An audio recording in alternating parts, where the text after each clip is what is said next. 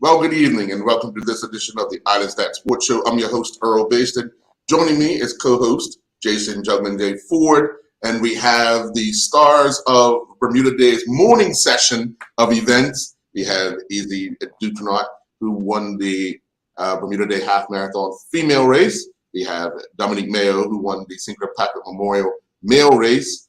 Nicole Mitchell, who won the female race in the Sinclair Patrick Memorial race, as well as Krista Stwanek, who won the Bermuda Day Half Marathon Derby race in the male division as well overall. First of all, Jay, Friday, these four put on a show in their respective divisions, in their respective fields. What are some of the things you're looking forward to hearing from them this evening? Well, first of all, thank you guys for joining us, and what a pleasure it was to see you guys compete. I mean, I watched it on TV, and to see you guys compete at that level. So today, I'm actually more interested because we saw what the outcome was. What was the strategy within the race itself, especially when even Dominique and Chris and even Izzy, Nicole, they couldn't keep up with you for some reason. I don't know why that was going on, but I got to really see these other guys in action, especially when you broke away from the pack. And just mentally, what does that do as you trying to go through your mind? Do you stick to a point? Do you want somebody on your shoulder? All those different types of things that other runners, always are fighting amongst themselves mentally. How do I maintain this race? So those are the type of things I want to hear from you guys throughout the show. There's some of the strategies that, even though you got a good strategy going on, the adrenaline coming across Camp Hill, the adrenaline coming Crow Lane, and all those different areas where there's a lot of energy. How do you guys able to maintain? So those are some of the things I want to know.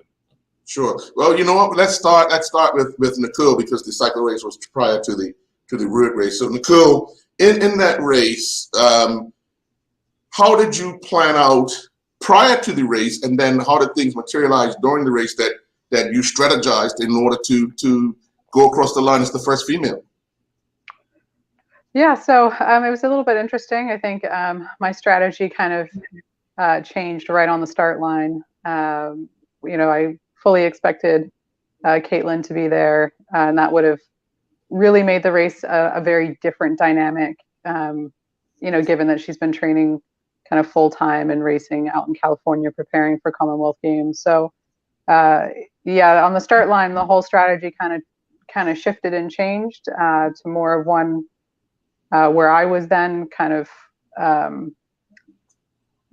guess more of the favorite, having won it last year. So just thinking more about where am I going to attack, who's potentially going to attack me, and more energy management as well. Given the size of the field, it's a lot smaller than the men's race, so you end up having to think about conserving a little bit, because you can't blow kind of all of your matches if it comes down to a sprint finish.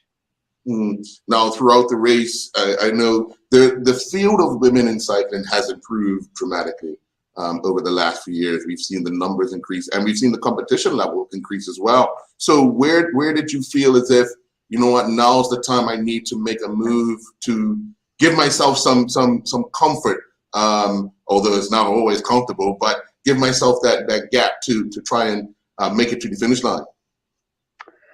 I would say the top of Queen Street was really like I left it to the wire. I didn't. I've really been training a lot in the kind of for half Ironmans and kind of longer, more sustained efforts. So I really left it to the last minute to really put in a final dig and get a gap on the three women that were with me. Sure. And then, of course, Dominique, you came down Cedar Avenue, ranging at times. You look like Chris running. That much of a lead, that comfortable. that start line, when did you decide, to make your move? And were you surprised at how long it took to drop first Shaky and then the other rider, and then no one else could match your power? Well, because obviously, cycling is a team sport, right? So, like, I think 2 days before the event, I talked to the guys that were racing that signed up, and we had a plan of like Phil Mace and Toby Wright were gonna attack from the beginning and just drive to pace, make it hard, and then Steve Smith and myself would attack at Barnes Corner. So we pretty much did that. Shaky came with us, which I was kind of surprised, but obviously Shaky's he's always switched on, so like he was like just sitting on our wheel the whole time. And then at Burnt House, I told Steve, let me get a gap on him and to force him to start helping us. And then he couldn't close it. So then I was, from there, I just went by myself, which it hurt. I was, as you're never sure how, because there's nobody telling you how far the gap is. So I just went as hard as I could the whole way. And by the time I got to town, I was just completely spent. So I needed that coming down, what's it called? Cedar Avenue. Sure, without a doubt. Izzy, for you, there's always a bit of when you're running, especially a half marathon or even any type of road race where you have people around you, you have to kind of focus in on what you're doing, because clearly some people's going to have a different pace than you. Even if they're around you, sometimes they might go a little faster than a mile here and there, and you don't want to burn yourself out. So throughout the race, what are you telling yourself as you start to increase a lead and you realize you're leading? Well, the whole race, I had no idea where anyone else was. So I didn't know if I had a lead or if I didn't have a lead until I got to about Front Street, where I turned. I think my parents were on the side of the road, and I was like, am I okay? And they're like, yeah, you're fine. So I had no idea where anyone was at any point. But I think I listen to my body when I'm running a lot. So that's kind of how I determine my pace. So if I was feeling good, I kind of was like, okay, I'll just keep it here, or maybe push a little bit more. But I'd say my pace was pretty much, I was just really listening to my body and how it felt. And that's kind of how I depicted how I wanted to run. Sure. And of course, Chris, you do a lot of training by yourself. So running by yourself isn't that difficult at times. You just got the crowd to help you along the way. Are you comfortable out front like that? I know that it happens year after year after year when you race, but are you comfortable out there knowing that I could keep this pace and I could just cruise to victory kind of? Although I say cruise, I know it's not as easy as one would think it would be. Yeah, I mean, I think for me, the level of running on the island and also a number of gentlemen who came back for the race, was at another level this year. So I felt like, I primed myself for what was probably going to be a battle in the beginning. And I knew that, the one thing that I have always, I guess, prided myself on is trying to make a race honest. And, there was a famous runner in the 70s named Steve Prefontaine, and he used to always say, I don't run a race to win. I run a race to see who has the most guts. And, clearly there's tactical times in a competitive athlete's career where they need to, to draft, and our drafting is much different than the cyclists here. So, my comments are very much running focused, but, I just said, we get to do this once a year and go out, and I always like to make it honest. And I think, part of me, whilst I try not to focus on time, I do, as I'm getting older, I'm like, all right, can I hold, a certain standard, for as long as possible in these old legs? And so I figured, why not? And worst case scenario, I blow up, but at least I went down with a fight. So that was kind of my attitude from the beginning. Sure. Jay? It's amazing you guys almost tell a very similar story when it comes to what you mentioned earlier, energy containment or trying to contain your energy. And I think of racing, even take for instance, in a motorsport racing, you always got spotters. So you always got somebody telling you what your times are, what your splits are, even track and field, you can see the clock and things like that. But when you're out there running alone, it's just you. And sometimes you're trying to stay that tunnel vision focus on exactly what your body's telling you. So for someone like Chris, because we're seeing you do this year after year, and it almost feels like you get us all excited because the first 5, 6, 7 miles, he could break the record. He could break the record. He could break the record. Right? So where does it get to you where you say, you know what? I'm going to just use this year. Where do you say, you know what? I'm on pace, but it's going to hurt? I think where was that point in this race?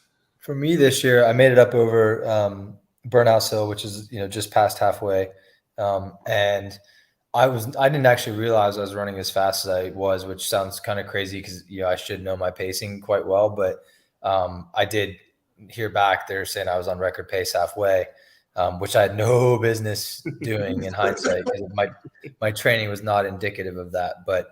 But what I did have in the back of my mind was I wanted to try to break 110. So I did purposely conserve along Harbor Road, thinking that, one of these years I would finally not get my butt kicked by Church Street. And it doesn't matter. Like, even though I felt great, it was probably the best I've ever felt running that race. It felt the smoothest. I don't have any explanation as to why. It felt like I put forth the least effort as I've ever had to. But I got to mile 12 and I was like, well, I feel terrible, and now it's just survive the last mile. So here we go again. Which, I think Nicole and Dominique just both mentioned, that's kind of how their races went. It was like, and I know it's on a relative basis, they had even less to go because they only were a minute and a half or probably less away from the finish. But man, it's, sometimes you just got to hope that your legs will carry to the finish line. And that was the plan. So beyond that, it was just make up as you go. Mm-hmm.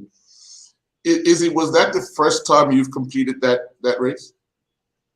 Yeah, that was my first May 24th. Okay. What about your first half marathon? Was that your first?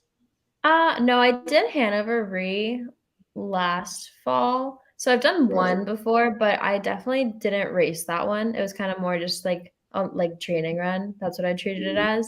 So I'd say this is the first time I kind of raced one. Sure. Now, clearly, the challenges of the course because you've watched people run it, and you know at what stage do you say, let me just comfortably get through this stage of the race? Because you get to a point where you got water lot and you got to get over there. And I'm already past the hills in Somerset, but you get to water lot and then Burnt House Hill is maybe 5-6 minutes away, and you got to do that right behind it. What was your strategy through those two hills there? Because those ones people can blow up. Yeah, I think I had never run the course before or anything. I drove it 2 days before the race just so I knew about where to go. And I would say that probably helped a little bit because I didn't know what running up those hills was going to feel like. So I knew they were coming, but I didn't have any past experience with them. So I never knew if it was going to be really bad or if it was going to be fine. So every time I got to one of those kind of markers, it was kind of just like, hey, I'm going to get up this hill. And I knew that what goes up usually comes down after. So that kind of helped me out. But I think just not knowing was kind of nice. And that really helped me just because I didn't know how they were going to hit. Mm. And Nicole, you were the defending champion in the female field for the race. How much pressure, now that you knew that Caitlin was not on the start line, how much added pressure did you put on yourself to reclaim that title? Yeah, I mean, I probably a lot of pressure, right? We're talking about it today. There's interviews about it ahead of time, and you look at our schedule of events, and this is the prime race that you want to win in Bermuda. So, I mean, the minute that I found that out, I immediately, it was kind of like, okay, now I have to shift gears. How am I gonna repeat win this and add another title? I think Dominique would say the same thing. I mean, even with Commonwealth on the horizon this year, I think we've probably had more of the media focus than some of our athletes that are heading out overseas in a couple of weeks. Mm-hmm.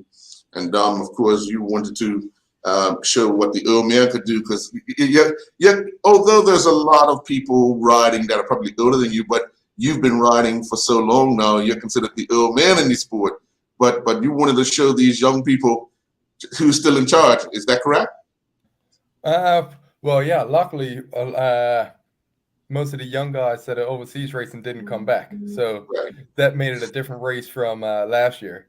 So I think it was less pressure on me to perform, I guess, because like the top guys weren't here, so it made it a little. My nights weren't as sleepless as previous years. Put it that way. All right. Well, we're going to take a quick commercial break. When we come back, Jay, you're up. We'll be right back.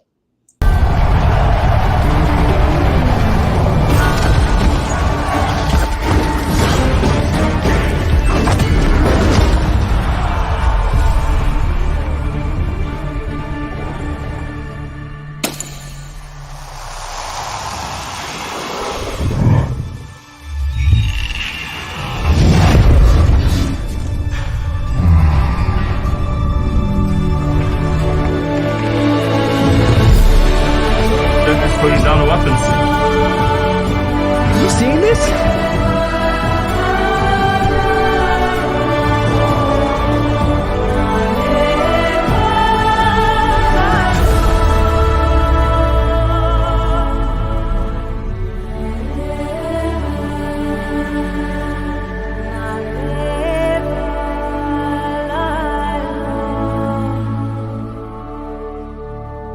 We're featuring a range of remarkably effective household cleaning solutions made with ecologically sound ingredients and pleasing fragrances from Ecos, a company with over 50 years experience producing plant-powered cleaning products. The founder was a veteran chemist in the cleaning products industry and started up Ecos as a response to the harsh chemicals he had routinely encountered.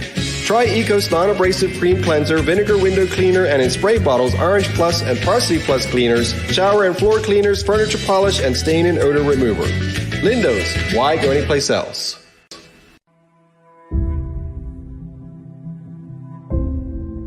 I'm also thankful and grateful because my greatest value of my life is my legacy. But why I do it? I feel supposed to do it. I was put here to be here, to do what I'm doing right now. Once I see somebody moving, it's the greatest joy for me. There's a little person being born. I am thankful that people have given me the trust, for me to empower them, from my players to my family to friends. And that's what I'm thankful for. I'm thankful that people have allowed me and trusted me to be in their life.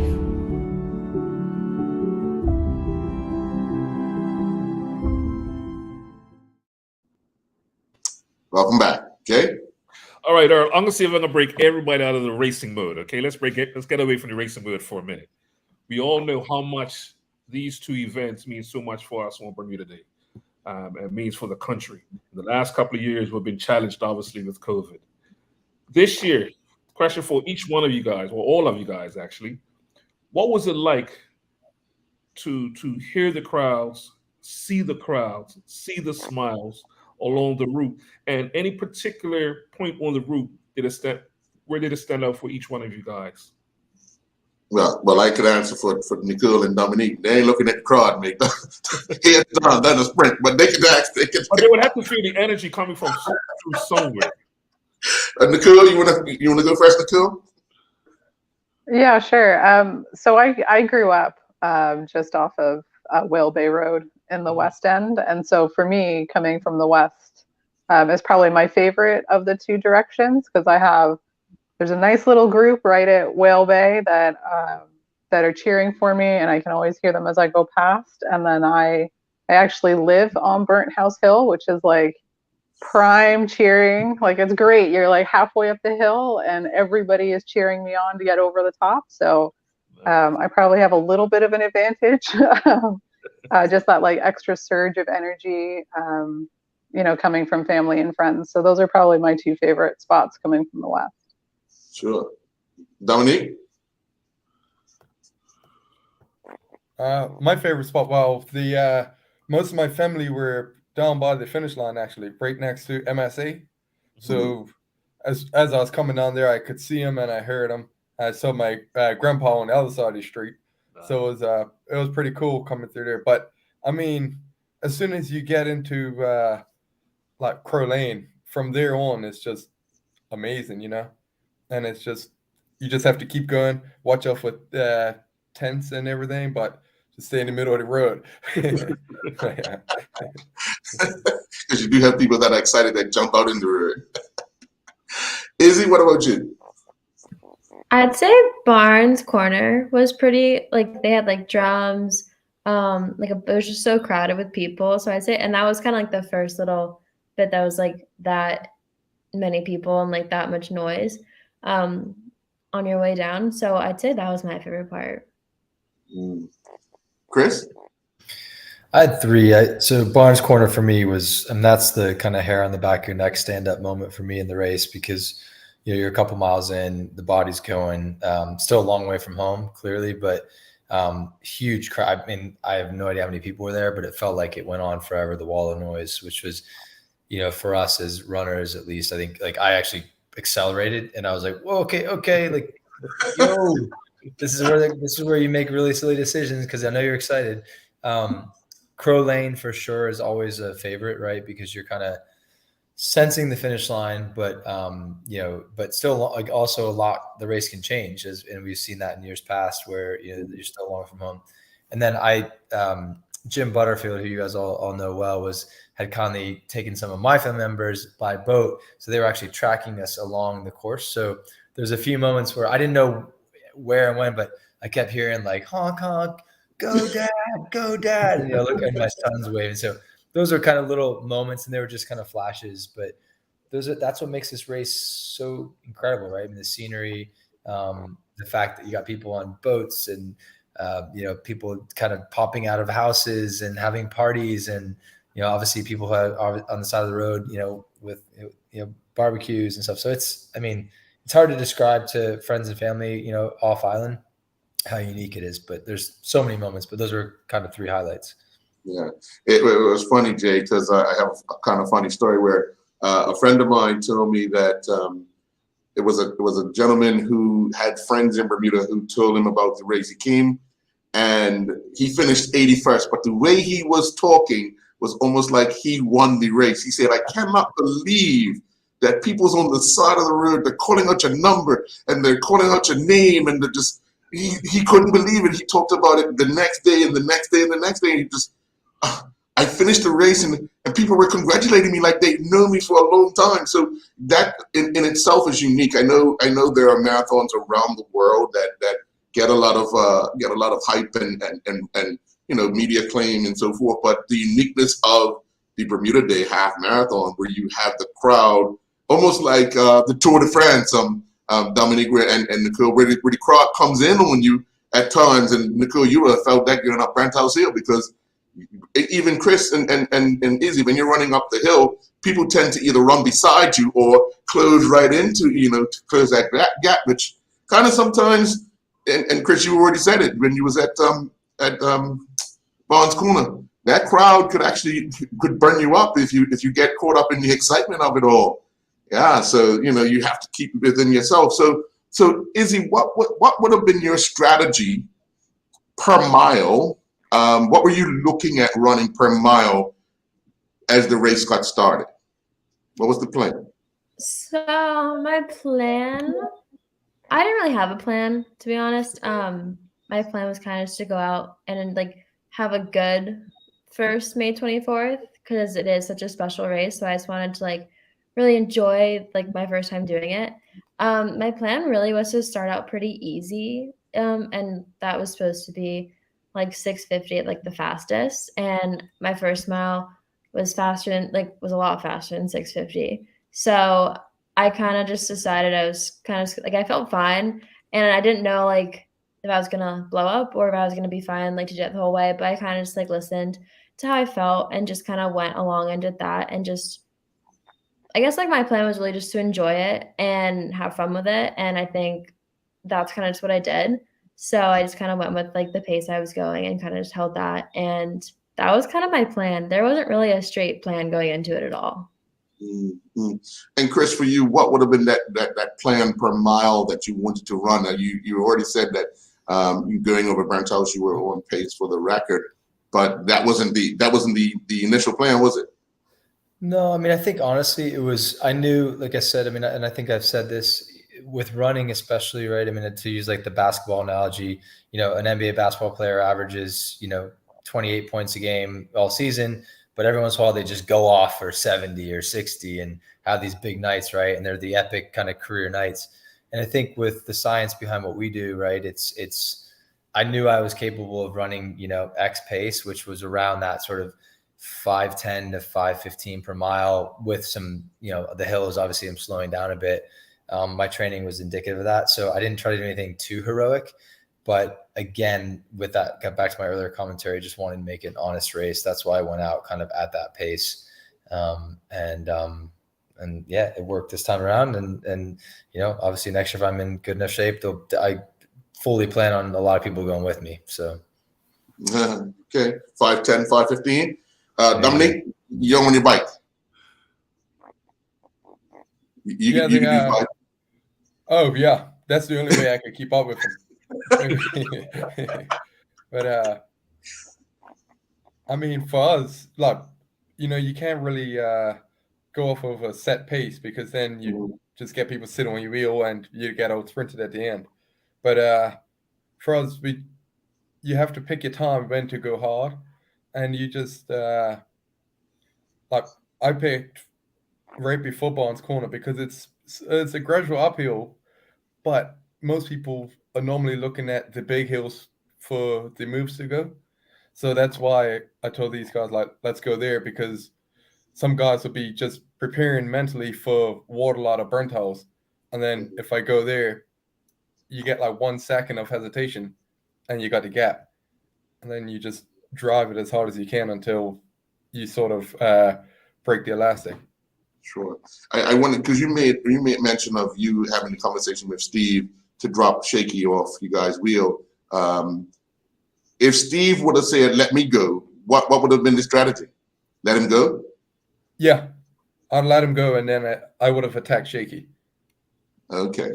And then I'd have bridged across, and then begged him to let me win. Teammates? With the teammates, yeah. Well, you wouldn't have much time. Yeah, that's the tricky part. It's cycling's weird, especially at this race, because it's the only race all year that you like everybody wants to win. So even if you're on the same team, it's kind of hard to ride for somebody else, and that's why I know it's a big deal for these guys to be able to help me, and I really appreciate it. And that's why, throughout the normal bike racing season, I try to help them to win, and like in training and stuff, we like coach people and stuff. So it's my way of sort of paying them back for helping me. Sure. And Nicole, there's always communication on the bikes. There's always that talk of somebody needs to pick up the pace, or we need to drop this person. Or what was the conversations like in that ladies group? Yeah, I mean, I would say, it was pretty quiet. There's some elbow flicks going on, but like Sarah put in some really big attacks. We had Annabelle and Charlotte, two of our junior women coming up who, are doing great things. They were right there, all the way to the finish. So, I mean, we have a really promising future with them, up and coming. Obviously, I think they're looking to make it as far as possible, and and to hang on. So I think they were looking to draft a little bit more and be a little bit smarter about conserving their energy. Although having said that, Charlotte did attack right at Southampton Post Office. So she's a little firecracker. She's gonna, it's only a matter of time, and she'll be definitely dropping me. But there was definitely, I think the field was small, right? So it was kind of about everybody doing their own little bit and doing what they could to keep the pace up. In the end, by the time we got over Burnt House, there was only 4 of us. So it was just, more about trying to coordinate. And I was just trying not to end up spending all the energy on the front. Sure. So just riding a lot smarter. Sure. And the experience that you've had competing overseas would have helped you as well, wouldn't it? Oh yeah, definitely. I mean, I've also done that race. I think in my Facebook feed had popped up 10 years ago with a picture of a podium. Like I've done that race a number of times. I've come in second by probably the closest margin in the history of the race with 300ths of a second. So I'd I've definitely learned how to lose that race. It's taken me a little while to figure out how to win it. Don't bring back bad memories for Dom on the top of the hill. Oh man. You tried to make that move on that grate, and you just you kept good. Unfortunately. Yep. Rookie mistakes. Yeah. Well, we're going to take another commercial break, and when we come back, we're going to talk more about how you prepared for this year's race. We'll be right back.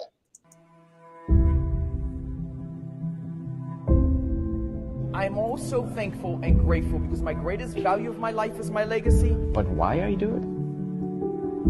I feel supposed to do it. I was put here to be here, to do what I'm doing right now.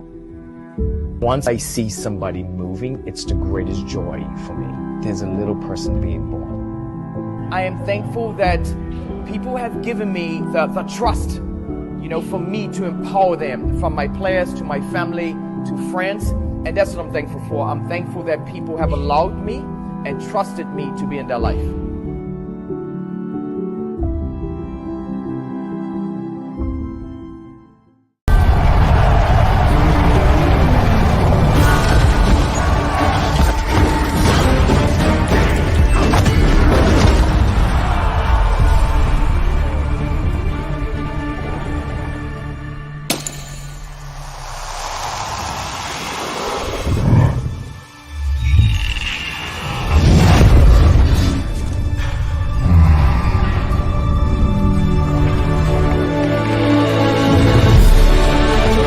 Putting down the weapons. You seeing this?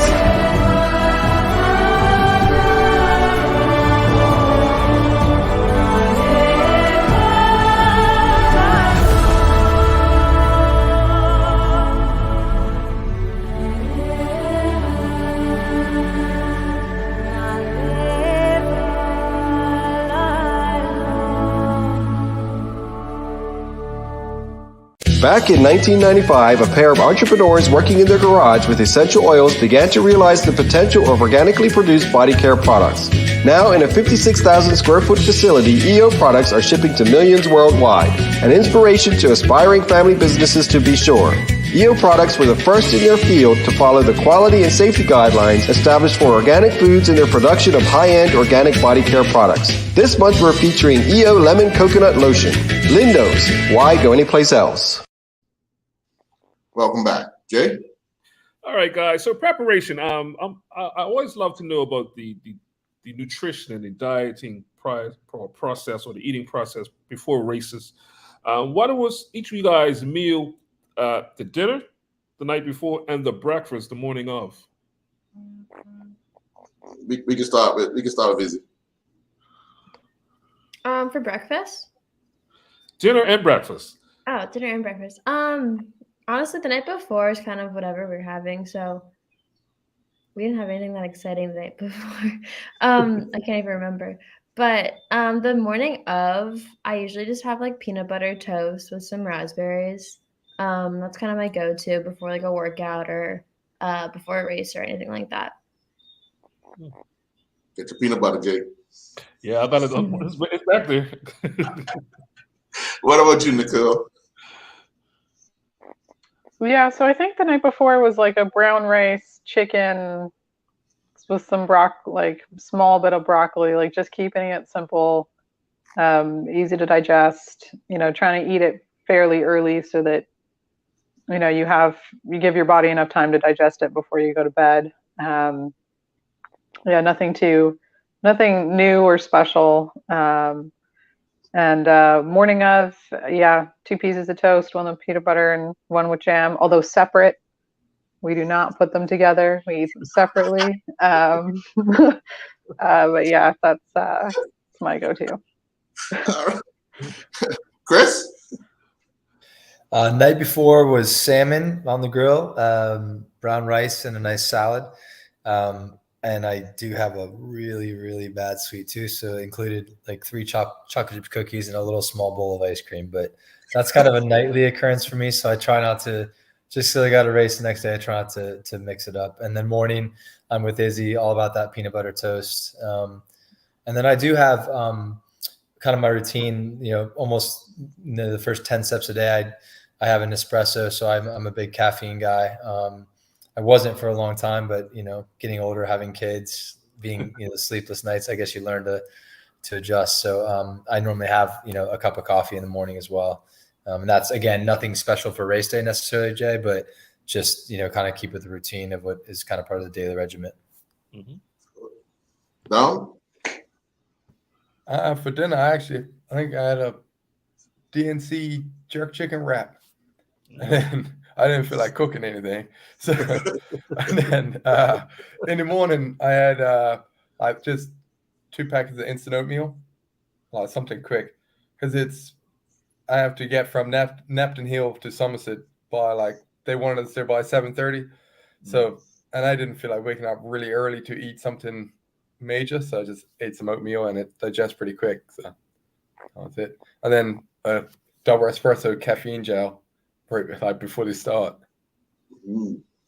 Keeps you awake. Oh yeah. The crash out is terrible. Any superstitions? Lucky socks, lucky jersey. Always wear white socks. Always recent white socks. Okay. Mikhail, what about you? No, yeah, nothing special. I realized when I got to Daryl's that I was wearing a kit from like 2 years ago as opposed to like our latest kit. So I'm sure Winner's Edge wasn't too impressed. They've been a big supporter, for a long time. But needless to say, it was still one of their kits, just an older model. And it was on the front. It was on the top of the podium. How's that? It was, yes. Is it? I don't have any superstitions or anything like that, but I did pick out my outfit the night before, to make sure my colors and everything matched and everything like that. So my shoes matched my shorts and my shirt. So that was a very important decision that I did the night before. Sure. Chris? No major superstitions. I actually did, not to derail the conversation too much, but I wore these the Nike super shoe thingies for the first time. And I was on the fence about it because I'm so old, and I can say that with this group. I'm so old that back when I was a professional runner, the whole nouveau thing was barefoot running. So the Nike Free concept came out, which is crazy. So 20 years ago, I was part of the guinea pig group going, look at us, we're barefoot runners, we're so amazing, and this is the wave of the future. We're going to go back to basics, cavemen and women running around, without shoes.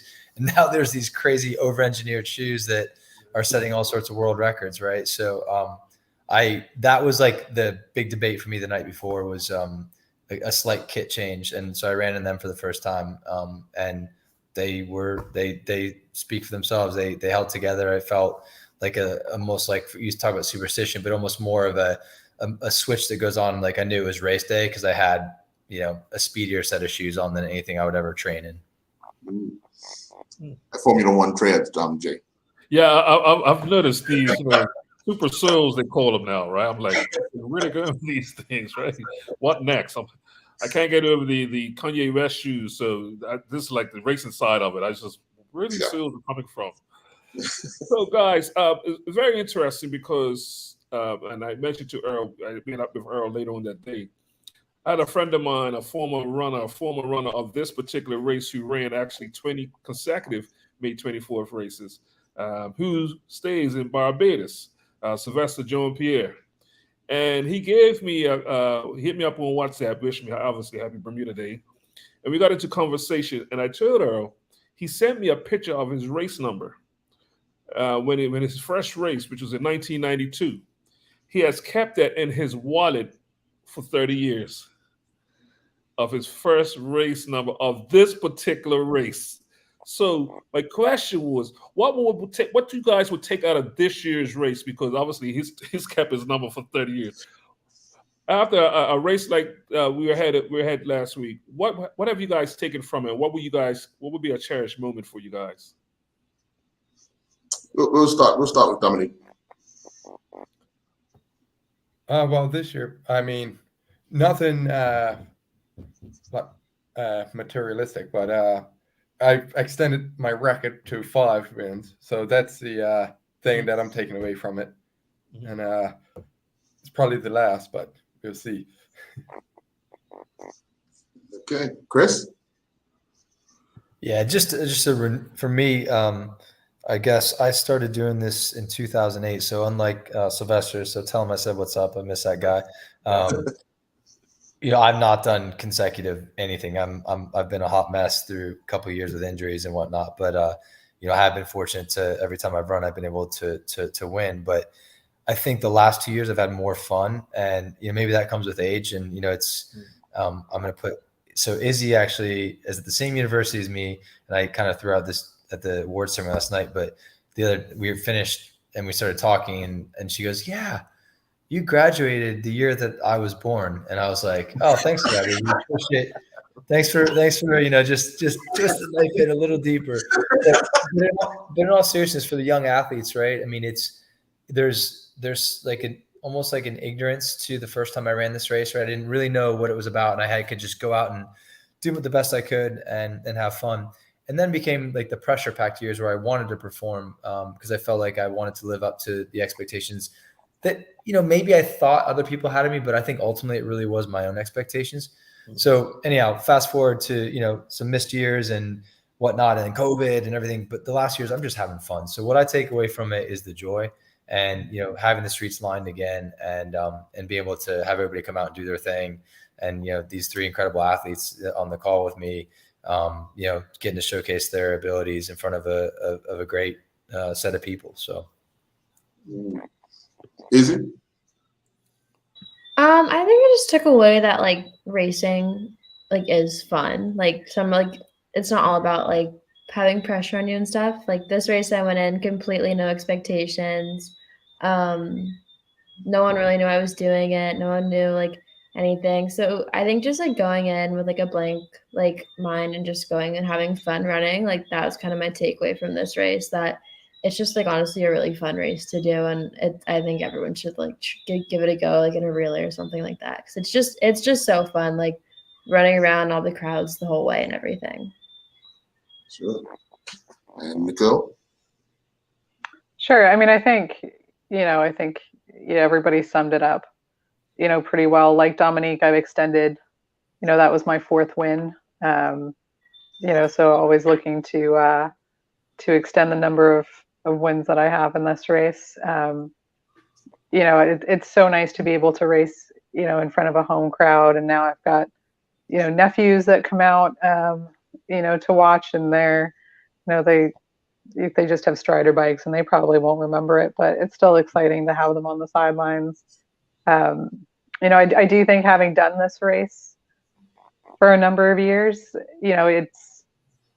I've probably taken that step back and put a lot less pressure on myself, to perform, talking to the media ahead of it. I really just wanted to have fun and enjoy the atmosphere. And I also think, the less pressure you put on yourself, oftentimes you end up performing better. So it was the juniors on the start line were really nervous. And I think, the one piece that I could kind of impart on them was it's just another group ride. It's just another Saturday morning ride, try not to get caught up in it because, you can do your head in if you overthink it. Sure. Well, we're going to take one more commercial break. When we come back, we'll have more with the Bermuda Day champions in both cycling and the road race. We'll be right back. Every month is snack month for us, it would seem, as long as they're the helpful, guilt-free, delectable snacks we crave. Enter the Daily Crave, a company whose first product was churros, the well-loved Spanish treat, followed by diversification in the form of classic puff snacks and chips. They ventured beyond the traditional list of ingredients. The grains are gone, replaced by lentils, pulses, and cassava, slaking our craving with a vegan-friendly, gluten-free snack that satisfies. This month, we're featuring the Daily Crave Quinoa Bourbon Barbecue Chips. Lindo's, why go anyplace else? I'm also thankful and grateful because my greatest value of my life is my legacy. But why I do it? I feel supposed to do it. I was put here to be here, to do what I'm doing right now. Once I see somebody moving, it's the greatest joy for me. There's a little person being born. I am thankful that people have given me the trust, for me to empower them, from my players to my family to friends. And that's what I'm thankful for. I'm thankful that people have allowed me and trusted me to be in their life.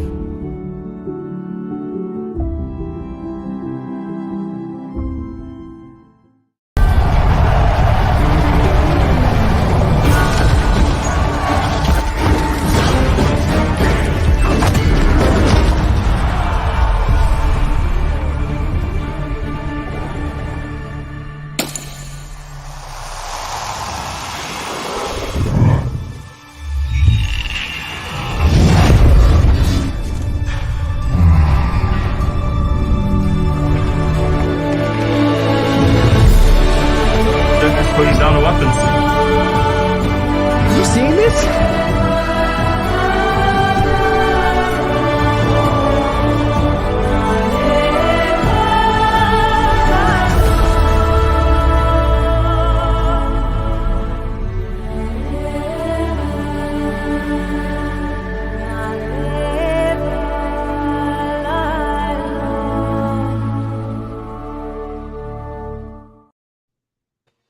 And welcome back. Well, I have one more question regarding preparation. What was the training regimen like for you guys in preparation for this big day? And we'll start with you, Izzy. For me, I did a lot of my runs at threshold pace. Like most of my workouts were aimed to be around the 6-minute pace. And we did like kind of longer workouts. So I remember we did 3x3 miles. We did 3x2 miles, then followed by a 1 mile. So we did a lot of mileage. I would say my workouts got a little bit longer, just so I was able to comfortably hold close to like a 6-minute, 6:15 pace throughout like 13 miles.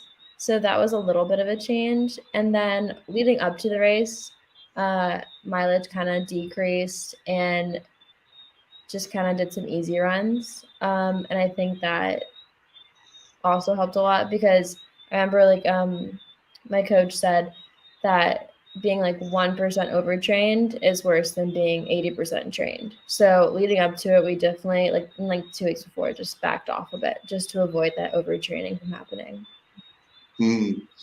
Chris, what about you? Yeah, I mean, I keep bringing up how old I am, but it really is true. I mean, something about older athletes, you have to be wiser, right? And it took me a while to figure that out. So I've cut my volume back significantly.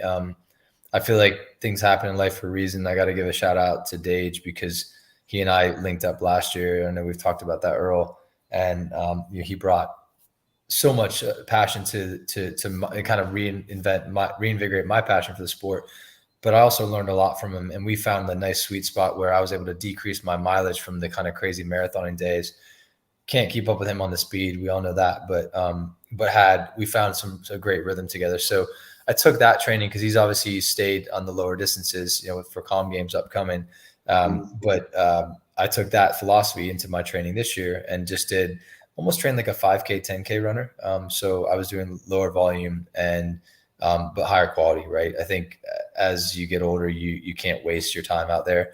So what runners would call junk miles, those have just gone out the equation for me because they really aren't going to do anything other than probably lead to injury for me. So that was a change in philosophy, which, my core goes against my grain because I've always prided myself on being a hard worker and someone that could just go grind it out. But at a certain point, you have to, cry uncle and realize that Father Time catches up with all of us, and training smarter is better than training harder sometimes. Sure. Nicole?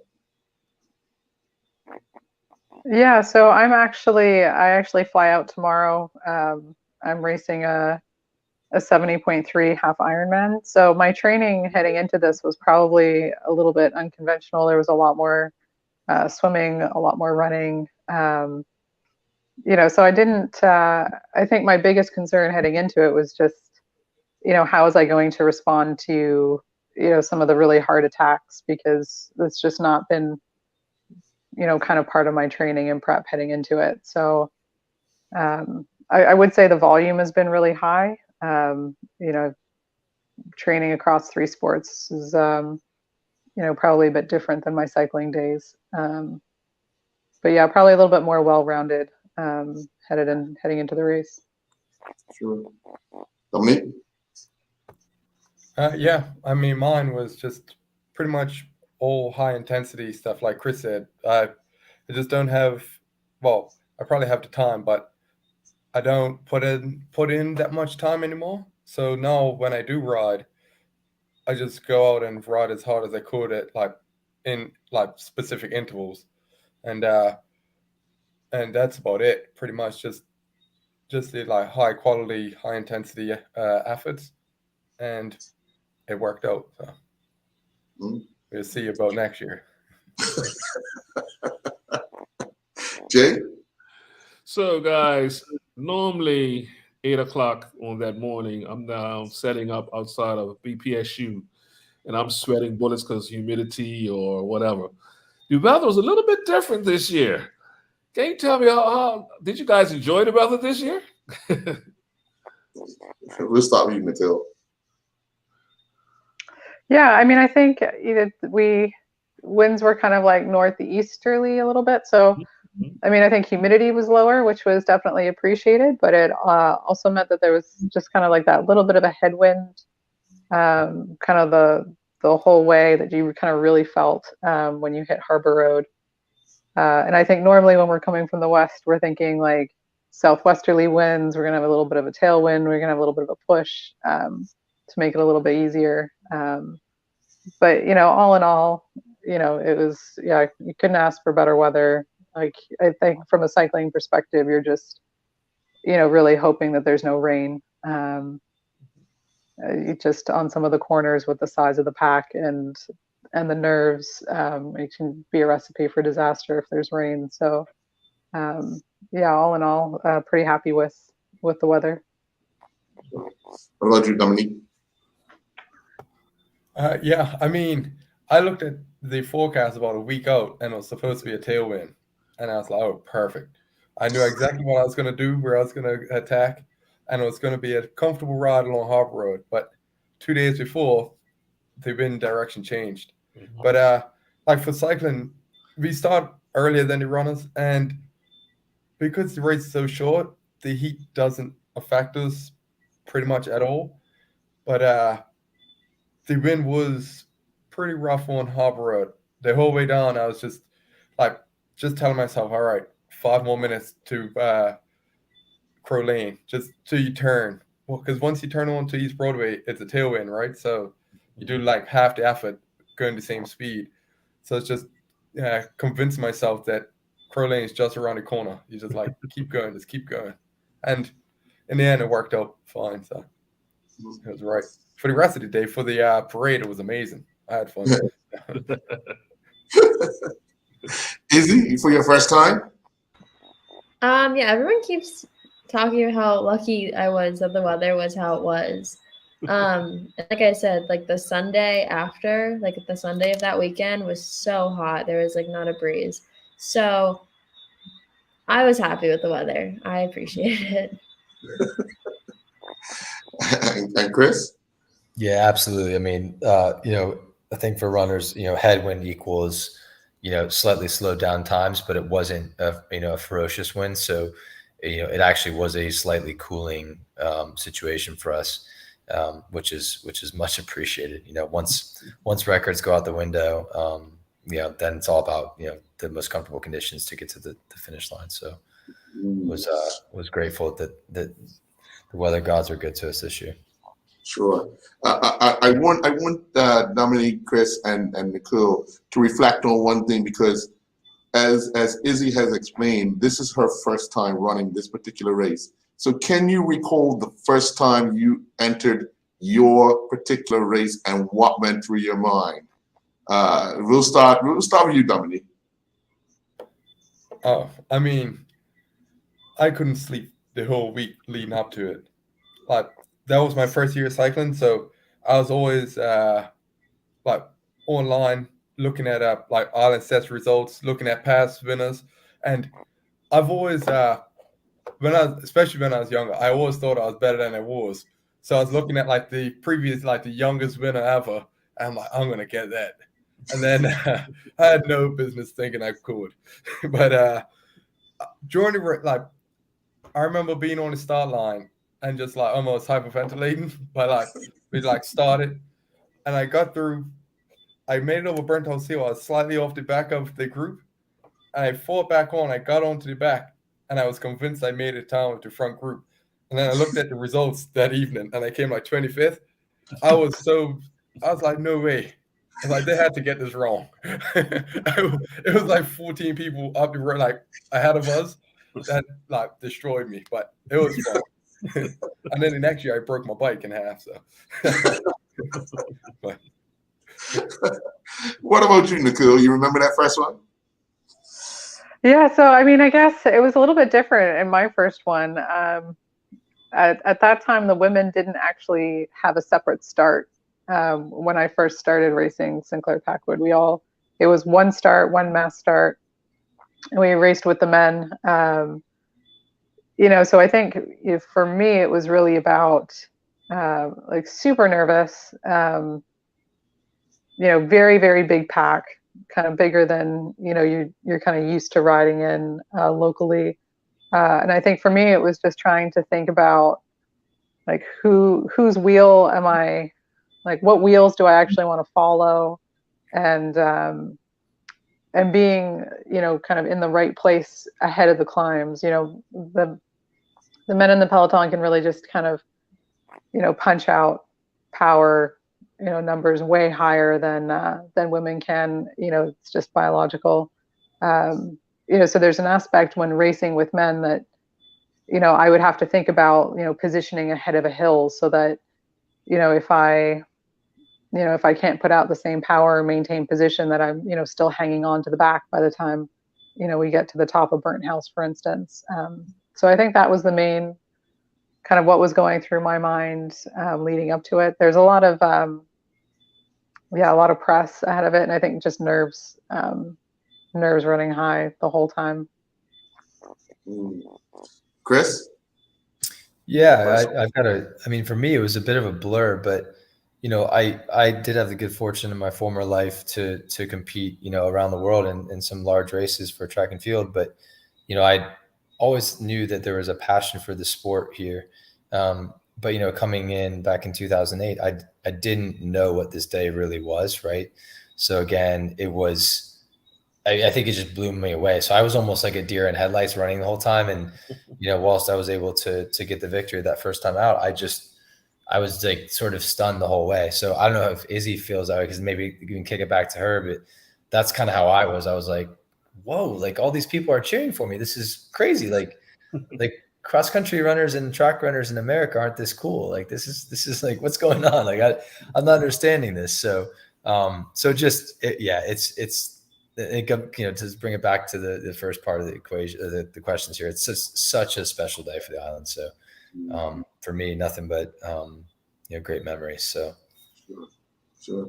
And I purposely left this one because this is the final question for Izzy. Take us through that Cedar Avenue down Dotton Avenue to the finish line, going through your mind, replaying that whole part, knowing that if you could make it down there, you will be the 2022 Bermuda Day Half Marathon female champion.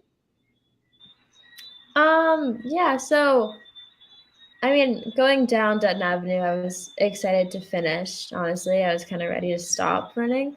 I was kind of tired at that point, and I think, I mean, it was really exciting the whole way. There was people the whole time, so I don't really think there was a moment where like there wasn't someone like cheering for you, which was just really cool because that's not usually the case in like a cross country race. Like, for example, there's always little bits that are quieter than others. Even the French Street Mile, like when you get down the far side of French Street, there's no one down there. So it was crazy to me to know that like the whole 13 miles, there's people the whole way cheering for you, which was amazing. But coming down Dutton Avenue, I mean, I was really excited. I didn't expect to go out and I didn't really expect to go out and win. That wasn't like my thought going in. So that was exciting for me. But also just I wasn't even really sure I was gonna do the marathon at any point. Like I signed up when the signups came out, but it was always kind of a lingering thought, like, oh, like I'll see how I feel like during that week and see if I want to do it or not. And I'm really happy I did do it. And like kind of decided like why not? Like I'm healthy, I might as well just do it. And yeah, I'm really happy that I decided to do it. Did you sleep with a smile on your face that night? Yeah, I had a really good Friday. So it was a good Bermuda Day week for me.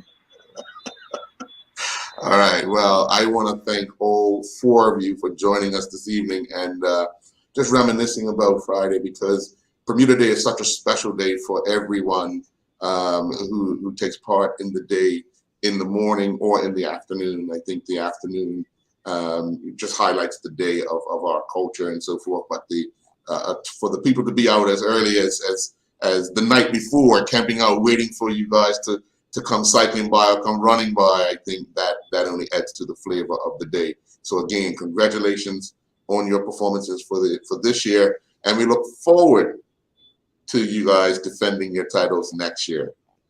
And Earl, thanks for everything you've done, man.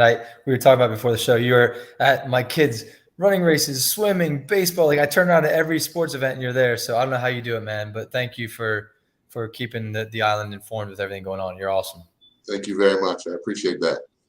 And folks, do enjoy your night.